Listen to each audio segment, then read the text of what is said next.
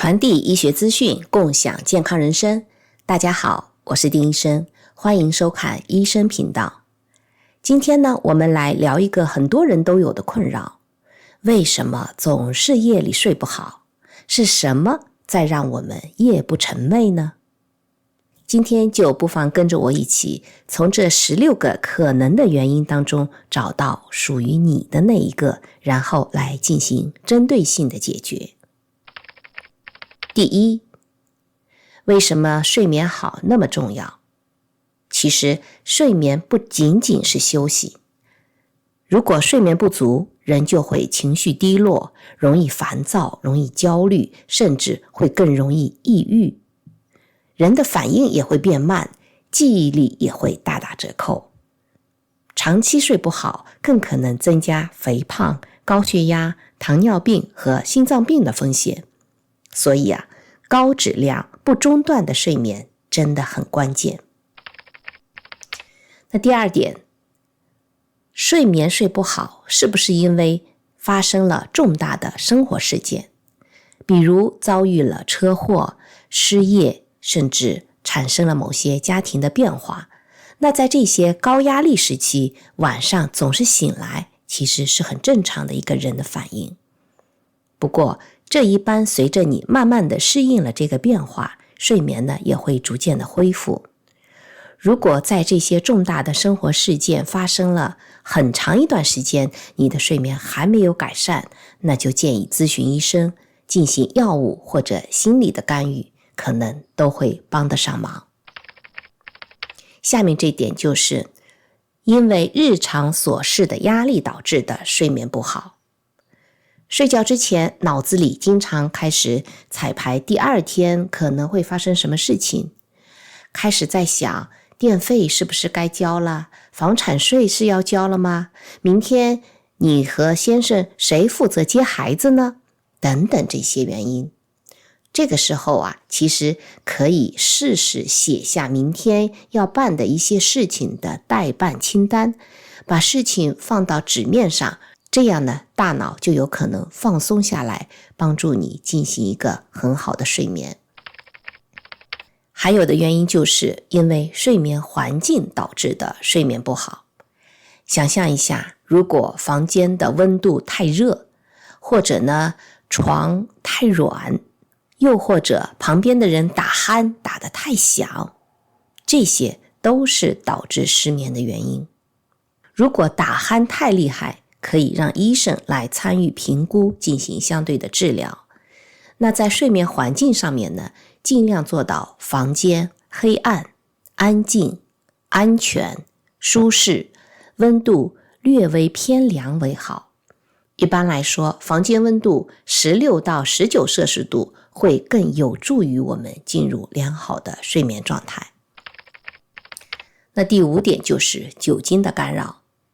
很多人觉得喝一点点酒可以让睡眠更好，但其实呢，酒精只会让你感觉先困了一下，那真正的后果可能会引起睡眠被打断，呼吸变差，夜里呢频繁的醒来，还更容易起夜去上厕所。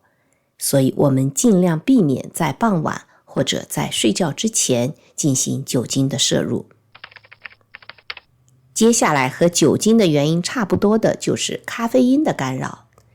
咖啡因在咖啡、茶、巧克力和功能饮料里面都会含有。随着我们年龄的增长，咖啡因对睡眠的影响会变得更加的明显。记住一句话，如果在睡觉之前8个小时之内喝咖啡，都很可能影响睡眠。所以如果你实在是喜欢喝咖啡，然后睡眠又比较浅的话，就可以试着把咖啡安排在上午。第7点，半夜进食。我们吃饭的时候越晚吃，吃得越油腻，就越容易导致睡眠不好。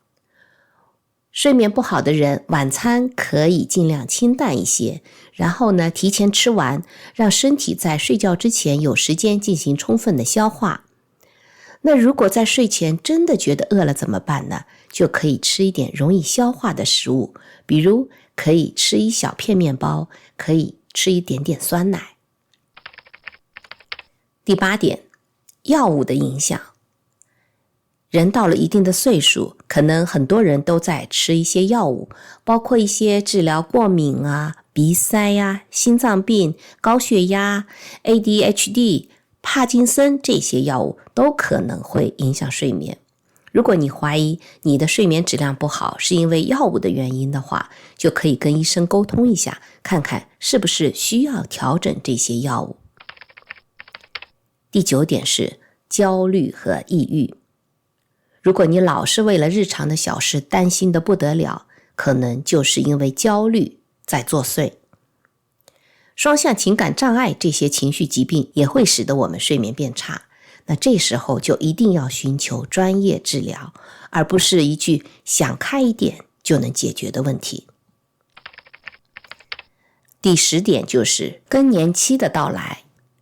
女性在中年以后，体内的雌激素和孕激素都在下降，身体很容易出现围绝经期反应，出现潮热、夜间出汗，从而导致半夜频繁的醒来。如果因为体内荷尔蒙的变化太干扰我们的睡眠，那可以请医生开一些药物来帮助缓解。第11点就是身体的疾病，这个是毋庸置疑的。如果我们患有关节炎、背痛、哮喘、帕金森病、阿尔兹海默症，那这些疾病肯定都会间接的影响睡眠质量。当病情得到更好的控制的时候，睡眠通常也会得到慢慢的改善。那第12点就是在睡眠当中出现的呼吸暂停。很多人在睡觉过程当中，呼吸会反复的暂停，导致呢在夜里就多次的醒过来。虽然你可能不知道，可能不记得，但是你会觉得白天特别的困，特别的烦。导致睡眠呼吸暂停，体重超重是一个因素，但不是唯一的原因。如果你怀疑自己晚上可能有睡眠呼吸暂停，那记得去医院做一个仔细的睡眠的检查。13点是睡前进行运动。运动本来是有利于睡眠的，但是如果你做运动的时间太靠近睡觉的时间，身体呢就会分泌皮质醇，让你的精神亢奋，导致睡眠质量不好。如果你在睡前进行运动以后反而睡不好，就可以试着把这些运动放到早上进行，或者呢在睡前至少3个小时以前来进行适当的体育锻炼、体育运动。第14点就是电子设备。现在我们越来越离不开这些电子设备，手机、电脑、平板发出的蓝光都会欺骗大脑，让大脑以为还没到睡觉时间呢。虽然这些电子设备现在可以调成为夜间模式，也有一些防蓝光的眼镜会有一点小小的帮助，但是最有效的方法还是睡前尽量的少看电子设备。第15点就是午睡。如果我们白天午睡20分钟，对恢复精力是特别有帮助的。但是如果这个午睡一直睡到了傍晚甚至晚上，那显而易见就很容易让你到晚上睡不着，形成一个恶性循环。如果你本来晚上就睡不好，那就要适当的减少午睡的时间。第16点，也就是最后一点，是原发性失眠。有些人夜间频繁的醒来，睡眠不好，就是找不到一个明显的原因。大脑在该休息的时候，仍然保持着高度的警觉。那这个呢，可能和基因有关，和大脑的调控机制有关。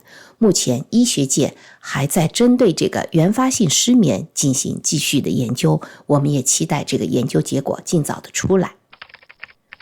好，刚才和您分享了导致睡眠不好的16点。那如果你也是在被失眠所困扰，晚上总是睡不好，那请要记住，睡不好不是因为你不够努力，而是身体在提醒你需要一定的帮助。我是丁医生，传播医学资讯，共享健康人生。感谢您收听这一期的健康科普节目。我们也衷心的希望每一个人都能够拥有一个充足的、质量好的睡眠。今天的节目就进行到这里，感谢您的关注和订阅。如果您有其他感兴趣的健康话题，也可以在评论区告诉我。咱们下期继续。